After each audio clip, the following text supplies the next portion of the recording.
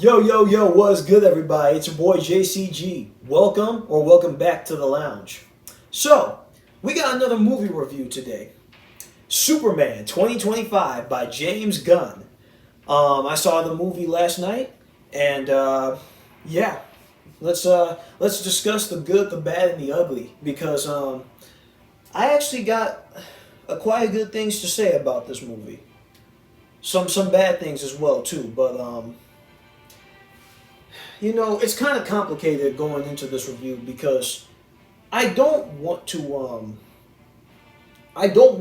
heavily bash it or call it like one of the worst things DC has put out recently because if anything, DC films need a major win right now. And at the same time, though, I'm not going to glaze this movie. I'm not going to basically like unashamedly call it like amazing or wonderful because I don't think it's a excellent movie. I don't think it's a very great movie. But there are definitely some parts of it that are really good and definitely moments where I felt like this is the Superman movie that we needed for a long time. And as well as just some other really cool aspects of it that I think I would like to see in future DCU films. So yeah, let's not waste any more time. Let's just discuss what I did and did not like about Superman by James Gunn. So right off the bat, let's get the obvious parts out of the way. The main cast, specifically Clark Kent, aka Superman, Lex Luthor, and Lois Lane.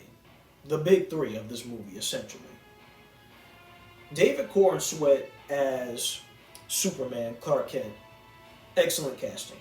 Amazing, perfect casting. Honestly, I had no doubts about his portrayal in this movie at all. I think he was actually like, he looked the part and he's just got this like kind of like corny, just simple, mild manner guy atmosphere about him. But at the same time, when he needs to, buff up and just be like this strong, insanely like powerful, and just maybe not demanding, but definitely this like beacon of safety and security that the people need. I think David Corenswet really did pull through with that. And yeah, he was perfect casting for Superman. And honestly, a lot of the time, he and his screen time with Rachel Brosnahan's Lois Lane really do save this movie. And speaking of Lois Lane, Rachel is also terrific casting for Lois Lane. You can definitely feel like she's confident, but not so much so where she needs to put down many of the other male characters to do so. Her chemistry with David and just like the whole relationship between Clark and Lois in this film is it's beautiful. Chef's kiss, really. It's really good because like you can tell like yeah, these two genuinely love each other, and like there's a really good care and passion for each other's characters. And now for the main antagonist, my bad. Nicholas Holt's Lex Luthor. Boy, let me tell you, he was one of my most favorite characters in this film, and he's honestly my most favorite live action iteration of Lex Luthor to date. Nicholas Holt's Lex Luthor is, without a shadow of doubt, genuinely one of the best villains I've seen in a DC movie. Like, really, like, he's so good. He has this... I always call Lex Luthor a character who just explodes egotistical, narcissistic evil. Like, the whole thing about Lex Luthor is that he's such a prideful, ego-driven, self-centered man who just... His hatred for Superman is ridiculous. It's a hatred and jealousy. And everything almost everything that Nicholas Hoult like says and does in this movie when it comes to his relationship with the Man of Steel, it's like, wow, Nick really brings his A game to this, because like you can definitely feel like just the anger and the bitterness and like all the jealous like passion that Lex has for an alien that he hardly even knows. Yeah, Nicholas Holt's Lex Luthor, I would say, is one of the best parts of this film. And if this movie, excuse me, if this movie gets any sequels in the future, I hope to see him again. I really do hope that they give him the green and purple power armor, because after seeing what he was capable of doing and accomplishing in this film, I want to see Nick Holt's Lex get his hands dirty and actually go toe to toe and box with Superman. That would be awesome. I got a few other positives to say about this. The other characters like the Justice Gang, Guy Gardner, Hawkgirl, and Mr. Terrific. Mr. Terrific is easily my #1 favorite character in this film. I love him. Such an underrated DC Comics character. He's finally, this isn't his first live action appearance, but this is like the one time where we've seen Mr. Terrific in live action, and he's the GOAT. He is GOATed. Like, no lie. He's got this one scene that I won't spoil, but you've probably seen a clip of it in the trailers, and it's such a great scene. I was giddy throughout that entire scene. Nathan Fillion as Guy Gardner, that was also great casting. This is probably, of all the James Gunn comic book films, of all the James Gunn comic book films that Nathan Fillion has been in, this is easily his best performance. Like, I think Guy Gardner Green Lantern is my favorite superhero performance from Nathan. Definitely, for sure. And Isabel Merced's Hawkgirl, there's really not much I can say about her. Like, she was, she was fine, but her character really didn't get much of anything to say or do. Like, she fights some guys here and there, and she's just like, she's just like kind of just somewhat there. She only contributes partially to the overall plot, but yeah, that's all I can really say about her. And then we got like the Daily Planet characters like Jimmy Olsen, Steve Lombard, Perry White, and the other two I can't really speak much on, but I actually kind of like Jimmy Olsen in this movie. Definitely some parts where I think like there were some comedic bits with him supposed to be, and I just wasn't. I just kind of felt like they were trying to like make him maybe not the butt of certain jokes, but definitely like, I guess, trying to like lean more into like, hey, he's like he's another ha-ha funny character. Kind of like what James Gunn is most known for doing. But, Jimmy's actually very helpful. He's a good friend to both Clark and Lois, and I like how they portrayed him in this movie. So, yeah. And as far as like other characters go,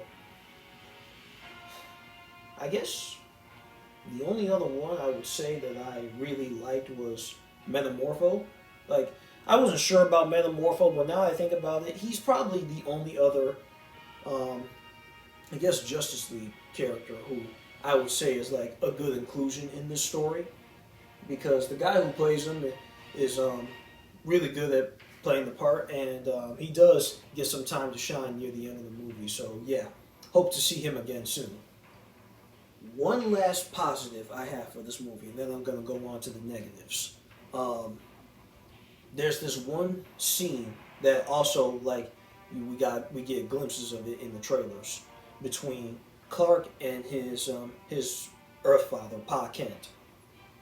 There's this one scene that is genuinely beautiful, and I would say it's easily the best scene in the movie, because this is something that the previous, and this is, by the way, this is not to knock on Zack Snyder's movies or like his DCEU, but this is something that the past Superman movies we've had, and at least from recent years, haven't done as well. Like show like just the great father-son relationship between Clark and John Kent.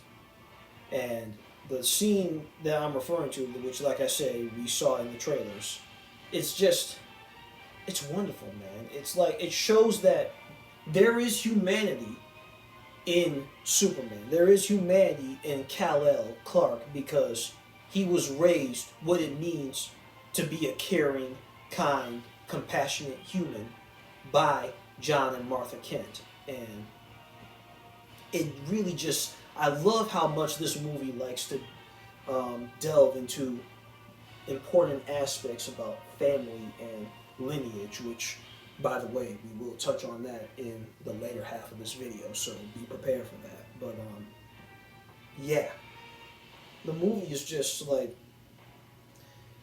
it generally wants to give you this feeling like, hey, this dude may not be from our world, but he is as every bit as human as we are, and he's not here to basically be just some invader. No, he is here to show us that we may come from different walks of life, but there is heroism inside all of us, and that is what Superman as a character means to me. Okay, so I talked a lot about the positives of this movie.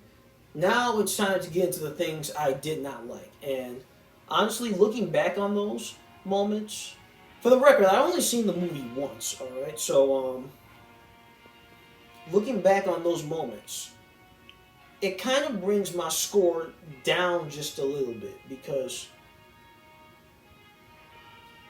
when you think about it, and I've seen some other reviews say the same thing, and I recently just watched Thorius Unlimited, and the fellow YouTuber, go check out his stuff. He put out easily my favorite review of the movie, and my favorite review of the movie so far, I should say. Like, his review is probably my favorite out of all the ones I've seen. And he said that this movie is bloated. And a lot of people have been saying that this movie is a bloated, kind of like, just a mess. Like, the plots and the different, like, story arcs that are going on, they're just all over the place. And you know what? That is, I can't argue with that. That is true. This movie is bloated. It is kind of messy. When you really think about it, I'll probably have to watch the movie again, but if you really go back and look at just how they handle, like, certain character arcs and stuff like that, you kind of realize that they had way too much going on.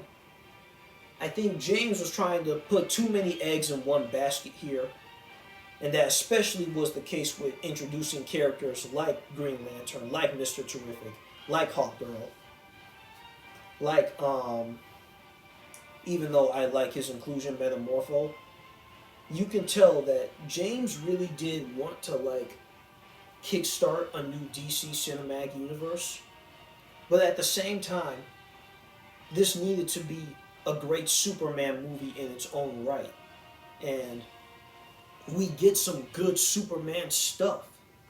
But it's like, this movie is, it kind of did the same thing that Zack Snyder was doing with Batman vs. Superman. You're trying to lean way too hard, way too fast into, like, hey, there's other established heroes here. There's other stories that we can tell with other iconic DC characters that you know and love. And look, I'm all for that, but this needed to be a Superman story first and foremost. And yeah, it just it like I said, it's bloated. I think James was just trying to shift into, like, high gear and just say, hey, we got all these other avenues of DC that we want to explore.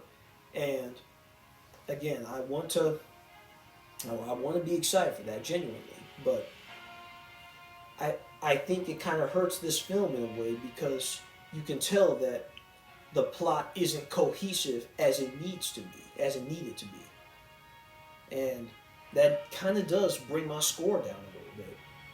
Another thing that I would say I wasn't a big fan of, and this has been a complaint that most people have had going into this movie from the beginning, is the fact that James Gunn can't help himself. Let's be real here, folks. Dude is talented. Like, genuinely, he is talented, and he has made great movies before. But I guess I could say it like this: James really does put a lot of emphasis on very over the top comedic bits that sometimes are pretty funny and other times are just like, okay, this is going on a bit too long. Move the plot forward. Like, we didn't need this to be a funny moment. And you definitely get those feelings in the film itself. And ultimately, I would say that, look, I think James Gunn has done the best with what he came up with. But if there's going to be a sequel to this, if Warner Brothers is thinking about continuing this universe and bringing back all these characters, I think it will be within their best interest if they don't have James Gunn work on the next movie. I'm just going to say that. I know some people may not like that, but let's be real here. A lot of the staple James Gunn movie tropes that you see in a lot of his films, like they're not best for this character. They weren't best for a lot of the main plot points in this movie, and I think it would be probably a much better idea if we are to see a sequel to this Superman movie. Then James should probably step down and hand the reins over to someone else who can give us more of what we want out of this character and what we hope to see more from Superman. That's just me. I know some people aren't going to really take fond of that, but I think that's probably the best course of action because there were a lot of moments that could have been like really good or just like definitely just some comedic bits in the film that didn't need to be there, or just like moments that were undermined by a comedic bit. And yeah. One last thing that I want to touch upon before I conclude this review. And this will be a little bit of minor spoiler territory. There's a when I saw this, I didn't want to believe it at first. I thought it was just a trick that they were gonna like do a 180 on us by the end of the film. But no, they went along with it the whole way through. And I don't know if James Gunn himself or any of the other people who worked on this movie, I don't know if they're gonna address it in future films. If this movie does get sequels, however. I don't know if they're gonna address it in the future. I don't know if like this was the intention all along, but let me just say this without spoiling too much. It was reported that Superman, Kal-El's parents, his biological parents from Krypton, they were gonna be in this movie. Bradley Cooper was playing Jor-El, and there's a moment in the film where Superman finally reads but gets the full message of what Jor-El, his mom, were trying to send him. And the second half of that message, let's just say it was dark, it was very, like, kind of completely out of nowhere, and it made me distraught. Like the message made Clark Kent himself distraught. Like Superman was in disarray when he heard it, but it definitely made me and probably the rest of the audience like feel like, wow, that's a that's a um, that was just like kind of messed up, but yeah. I'm not, like I said, I don't want to spoil too much. I don't want to like get too heavy into the plot of this film, but if you've seen the movie already, you know exactly what I'm talking about. And I'm going to say this. This is going to be easily the most divisive aspect about this movie. And I have no doubt in my mind that this one moment and this one decision is going to cause a great divide in the Superman fandom. If Man of Steel killing Zod was probably the one thing that ripped the Superman fandom apart back when Man of Steel first came out, then yeah, I'm just gonna leave it there. It's like this is going to definitely have some fans in disarray and anger, and I don't know how I feel. I kind of don't like it either. So yeah, I'm gonna just leave it at that. But ultimately, what did I think of the movie as a whole? Well, I liked it, but I didn't love it. And I really wanted to love this movie. Like, genuinely, I wanted to love it. But I can't call it a great film. I can't. There are definitely great aspects about it. Like I said, the main cast, Mr. Terrific. There are some action sequences in there that I thought were really good. And I didn't mention him in the positives, but Crypto, the super dog, yeah, he's adorable. um, and yeah, just like the importance of family and humanity. Yeah, like those are all positives for this film. But at the same time, it's like I've been saying, it's like some other reviewers have been saying, the movie is just, it kind of feels like it's all over the place. And, like I said in a previous video that I done about this movie, this is like make or break for DC on film. This has to be successful, otherwise Warner Brothers will probably look at it and say, you know what, maybe people just aren't interested in Superman, which isn't true, of course, but I know James Gunn has said that this movie's success doesn't determine whether or not his DC universe gets to live, but like I mentioned in that video, WB calls the shots. And I think as a means of starting off this new film universe, it could have been better.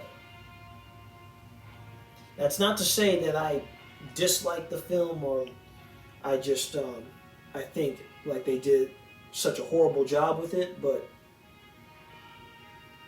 when you really take a look at the film objectively, it isn't amazing. It isn't great. And I really wish it was. But yeah, those are my thoughts on James Gunn's Superman. And what would I rate this movie? Originally, I rated it like a 7 or 7.5 out of 10. Now, I'm going to have to lower it to maybe a 6.8. I don't know. But somewhere around a 6.5 is probably where I want to put it now, because again, I like this movie, but I didn't love it, and I really wish that I left the theater saying, yeah, that was spectacular. But ultimately, this isn't the best start for the DCU, and if this movie does succeed financially, and Warner Brothers looks at it and say, hey, yeah, let's keep James Gunn on, let's keep these movies going, then I hope they can learn from the mistakes of this movie. Definitely. But yeah, those are my thoughts on the film. And do I think y'all should watch it? You should check it out. Like, make your own opinion. You should see it for yourself and come to your own conclusions. So yeah, go to the theater. Bring your family, bring any friends who are Superman fans, and yeah, definitely go watch it. But that's all I got to say for y'all today. Thank you guys for stopping by the channel to watch this video. If you enjoyed it, hit like, leave a comment, and subscribe to join the lounge for more movie reviews just like this one. We're going to be back soon to talk about Fantastic Four, and because that's coming up at the end of the month. And yeah, I will be giving a full review of that as well. So yes, thank you guys for stopping by. I appreciate y'all. And until next time, this has been your boy JCG. I'm out. God bless. Deuces.